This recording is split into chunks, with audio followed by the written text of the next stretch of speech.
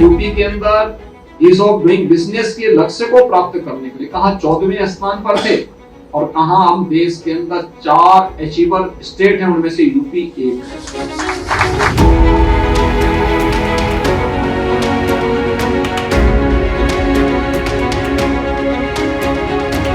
अगर आप 10 कदम चलेंगे तो सरकार 100 कदम चलने को तैयार है।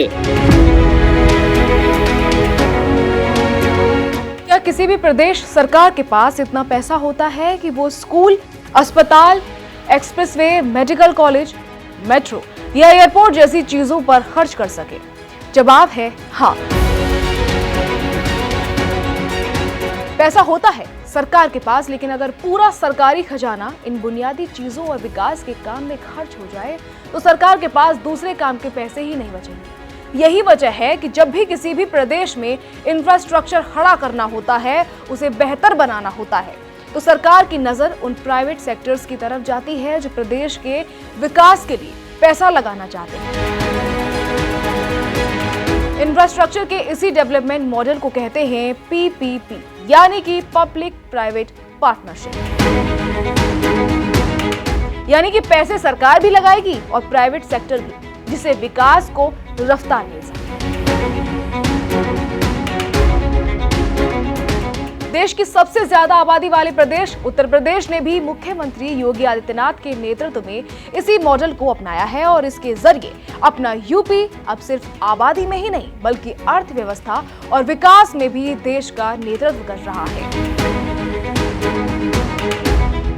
तो चलिए आपको आज कहानी बताते हैं उत्तर प्रदेश के पीपीपी मॉडल की। नमस्कार, मैं हूं खुशी चौधरी और एबीपी लाइव पर आप देख रहे हैं बात उत्तर प्रदेश की।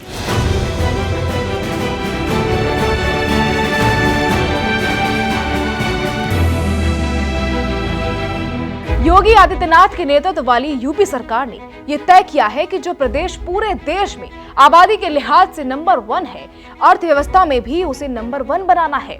इसके लिए लक्ष्य रखा गया है $1 ट्रिलियन इकोनॉमी का, और इस लक्ष्य को पूरा करने की सबसे महत्वपूर्ण कड़ी है यूपी में चल रहा पीपीपी मॉडल। इस मॉडल की सफलता के लिए और निवेशकों को उत्तर प्रदेश में सरकार के साथ मिलकर प्रोजेक्ट में निवेश करवाने के लिए बाकायदा इन्वेस्ट यूपी के तहत पीपीपी सेल का गठन किया गया है। और इस सेल का मकसद सिर्फ टेंडर निकालना नहीं है, बल्कि एक ऐसा इकोसिस्टम बनाना है जहां कोई भी प्राइवेट कंपनी बेखौफ होकर पैसा लगा सके। इन्वेस्ट यूपी, उद्योग बंधु से इन्वेस्ट यूपी का आना, ये अपने आप में एक रिफॉर्म है। पहली बार 10.5 लाख करोड़ रुपए के निवेश के प्रस्ताव ग्राउंड ब्रेकिंग के लिए यहाँ पर आदरणीय प्रधानमंत्री जी के कर कमलों से जमीनी धरातल पर उतरते हुए।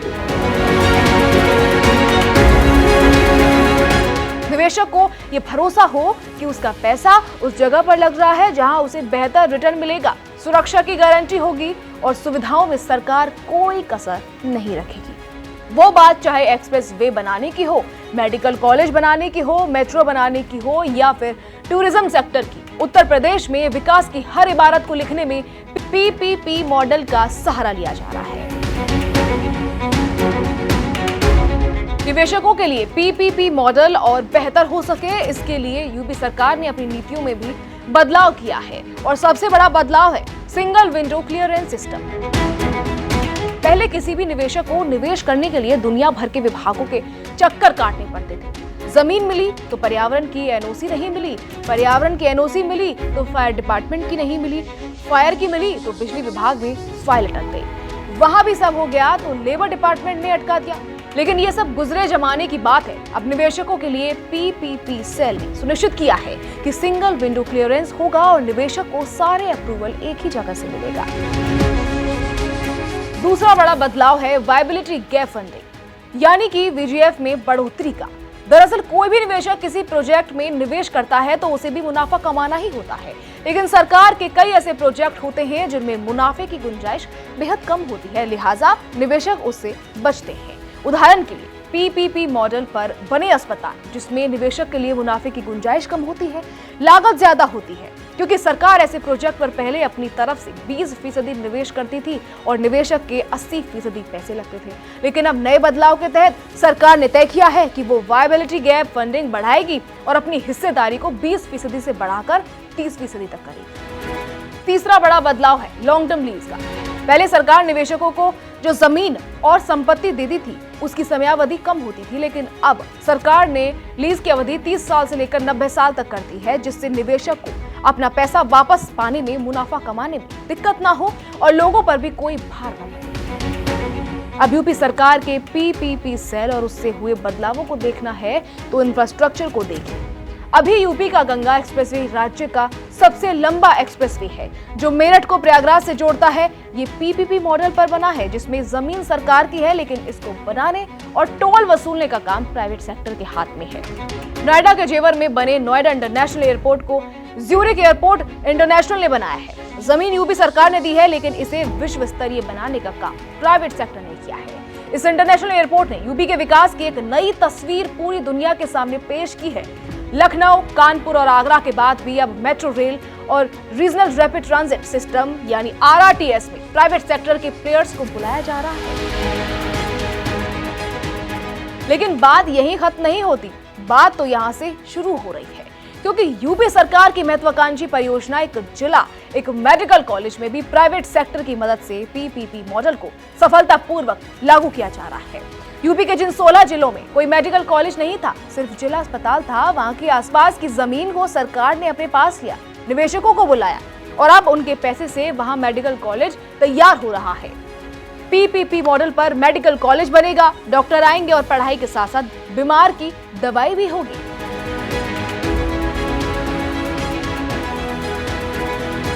शिक्षा में पीपीपी मॉडल और पॉलिटेक्निक और आईटीआई बनाए जा रहे हैं और उनमें वो सिखाया जाएगा जो किसी भी बड़ी कंपनी को चाहिए होता है।